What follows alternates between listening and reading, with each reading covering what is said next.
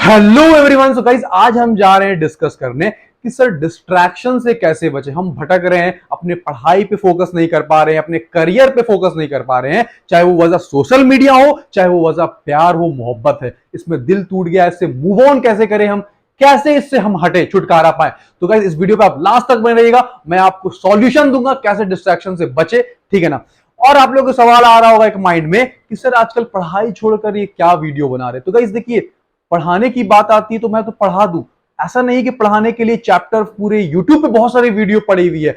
सिर्फ एक टीचर का रोल ये नहीं है कि वो पढ़ाए, अपने स्टूडेंट्स को समाज में, एक सोसाइटी में मैसेज दे ताकि वो अच्छे से गाइड हो, एक अच्छे से अपने लाइफ में बढ़े, अच्छे इंसान बने।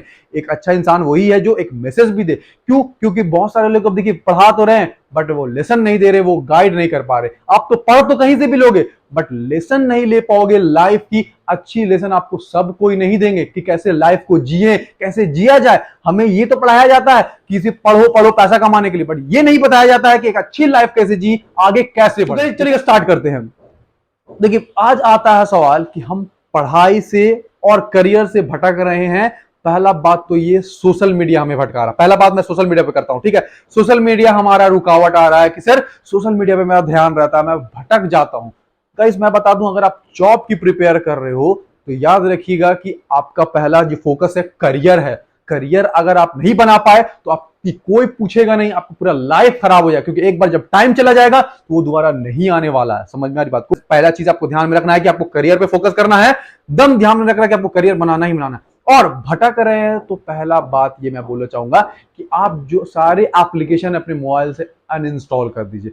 फेसबुक हो, इंस्टा हो, इसको अनइंस्टॉल करिए, अभी तुरंत कीजिए। अगर आप रियली कुछ बनना चाहते हैं, रियली कुछ करना चाहते हैं तो आपको तो थोड़ा सैक्रिफाइस करना ही पड़ेगा गाइस। अगर आप भटक रहे हैं तब, if you are not distracted from your path, you can use it, no issue. But आप भटक रहे हैं तो आप अभी के अभी कीजिए, मैं रियली बोल रहा हूं। तो आपके फोन से वो अनइंस्टॉल हो जाएगा ऐप, तो आपका उस पर ध्यान ही नहीं जाएगा कि मेरे फोन में ऐप है कि मैं उसके यूज करूं।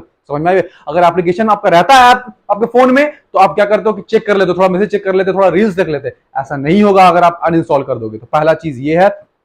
और दूसरी बात ये है कि आप व्हाट्सएप रखिए, कोई दिक्कत नहीं है। व्हाट्सएप थोड़ा चैटिंग के लिए, कुछ फोटो भेजने के लिए होता है, काम हम नोट शेयर करने के लिए व्हाट्सएप जरूरी आता है, आप रखिए व्हाट्सएप।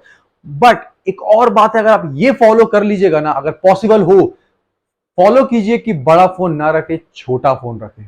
सिर्फ कॉलिंग के लिए, मम्मी पापा से बात कर रहे हैं, किसी दोस्त से बात कर रहे हैं, ताकि आप पूरी दुनिया से अलग हो जाओ, डिस्ट्रैक्शन से दूर हो जाए। रियली अगर आप कुछ बनना चाहते हो ना तो सैक्रिफाइस आपको करना पड़ेगा। मैं आपको दो ऑप्शन दिया, आप दोनों में से कोई कर सकते हो। अगर आपको लग रहा है कि नहीं आप बहुत ज्यादा भटक रहे हो, फोन में से यूट्यूब पे भी दिन भर टाइम स्पेंड कर रहे हो, व्हाट्सएप पे भी दिन भर चैटिंग कर रहे हो, नहीं हो पा रहा ऐप, आपने अनइंस्टॉल कर दिया ऐप और उसके बावजूद आप क्या कर रहे हो, इंस्टॉल कर दे रहे हो, आप नहीं रह पा रहे हो, तो आप क्या कीजिए, उस फोन को बेचिए, हटाइए, साइड रखिए बड़ा फोन को, एंड्रॉइड फोन को, और छोटा फोन ले लीजिए सिर्फ कॉलिंग के लिए। रियली अगर आप सेक्रीफाइस नहीं कर पा रहे हैं तो आप कुछ नहीं कर पाएंगे, मैं बोल रहा हूं, ठीक है ना। सो आप पहले ये काम कीजिए, क्या कीजिए कि इसको आप फोन को चेंज कर ली या तो अनइंस्टॉल करिए, दोनों में से कोई एक काम कीजिए। पहली बात तो ये है। और भटकता इंसान क्यों है मैं बता दूं। अगर आप बिजी हो ना, फुल टाइम आप काम कर रहे हो तो आप भटकोगे नहीं। अगर आप फ्री बैठे हो तो क्या करोगे, थोड़ा मोड़ा सोशल मीडिया देख लेते हैं, चलो कोई वीडियो आया होगा इसका देख लेते हैं। क्या वो वीडियो देखने से आपको कोई पैसा दे रहा है? क्या आपका फायदा हो रहा है उससे? क्या वो आपको कुछ दे देगा? उसका देख रहे हैं, उसको सपोर्ट किए जा रहे हैं, कुछ नहीं होने वाला। आप अपना करियर देखिए, आपको कोई जॉब दे देगा, कुछ पैसा दे देगा, एक पैसा नहीं देने वाला है। तो टाइम क्यों वेस्ट करना, समझ में आई बात? तो अपने आप को बिजी कर लीजिए। बिजी कहने का सेंस है आप पढ़ाइए, कोचिंग, अगर आप खाली हैं, स्टूडेंट हैं तो कोई कोचिंग दीजिए, कोई बच्चों को अपना, कम से कम आपका पैसा भी निकल जाएगा, मम्मी पापा से मांगने की जरूरत भी नहीं पड़ेगी और आपका टाइम भी स्पेंड होगा। आप बिजी रहोगे, जहां बिजी रहोगे तो इस सब पे आपका ध्यान ही नहीं जाएगा कि हमको सोशल मीडिया यूज करना है, हमको इससे बात करना, उससे बात करना। तो पूरी तरीके से आप कंसंट्रेट हो जाओगे और बस इस चीजों को आप फॉलो कीजिए, आपको बहुत ही हेल्प होगा। समझ में? अब दूसरा बात आता है गाइस कि जो सबसे बड़ा मुद्दा है, सोशल मीडिया पे तो लोग काबू पा लेते हैं, उससे कंट्रोल कर लेते हैं, बट जो सबसे बड़ा प्रॉब्लम आता है हमारा प्यार। आजकल क्या है, सारे लोग को देखिए लव के पीछे पड़े हुए हैं, सब प्यार पढ़ रहे हैं, प्यार के पीछे है, ये है वो है। करियर पे फोकस ना करने के बावजूद ये सब लोग में ये सब में लगे हुए हैं। मैं ये नहीं बोल रहा हूं कि प्यार करना गलत है, बट उसका एक टाइम है। करियर पे फोकस नहीं कर रहे हो, आप बस इसी चीज फालतू में लगे हुए हो, तो वो क्या हुआ?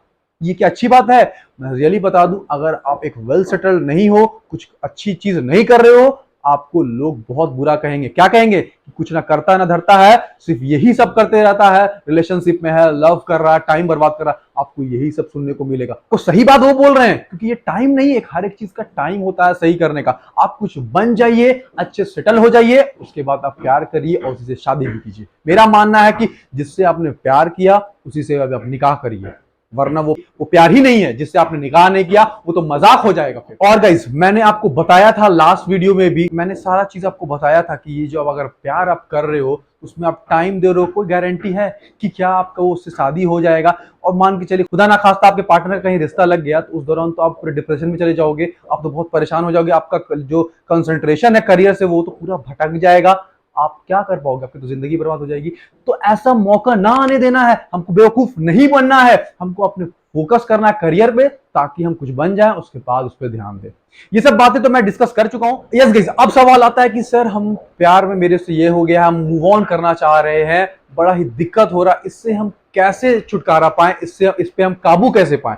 तो गाइस, मैं आपको बताना चाहूंगा कि पहली बात, अगर आपका नियत अच्छा था, आपने पाक नियत रखा था, आपने चाहा था कि उनसे मैं निकाह करूं, शादी करूं, बट कोई वजह से नहीं हो पाया, तो याद रखिएगा कि पहली बात तो अगर आपके नसीब में जो नहीं लिखा हुआ है नहीं मिलेगा, जो नसीब में लिखा हुआ रहता है वही होता है। पहली बात तो ये। और दूसरी बात, जो हम चाहते हैं वो नहीं होता है, जो अल्लाह चाहता है वो होता है, याद रखिएगा। तो दूसरी बात, अगर हम इंसान को लगता है कि मैं उसे पालूं, बट जो आपके लिए बेहतर होता है वही आपको अल्लाह पाक नवाजते हैं, वही अल्लाह पाक आपको देते हैं। तो याद रखिएगा दिमाग में, अगर कोई आपको नहीं मिल रहा है, इसका मतलब है कि उससे बेहतर आपको कोई मिलने वाला है। अगर आपकी नीयत अच्छी है, आप अच्छे इंसान है तब, अगर आपकी नीयत गलत है तो फिर आपको वैसा ही इंसान मिलेगा। तो दूसरी बात मैंने ये बोला। और तीसरी बात, अगर आप चलिए मान के चलिए आप सेटल्ड हो, फिर भी आपको वो इंसान नहीं मिल रहा, लग रहा है कि वो आपसे दूर चला जाएगा, तो दुआ कीजिए। मैं रियली बोल रहा हूं, नमाज पढ़ेगा। ये जो सक्सेस है ना, कुछ नहीं है, ये पैसा कमाना, ये बड़ा आदमी बनना, ये सक्सेस नहीं है।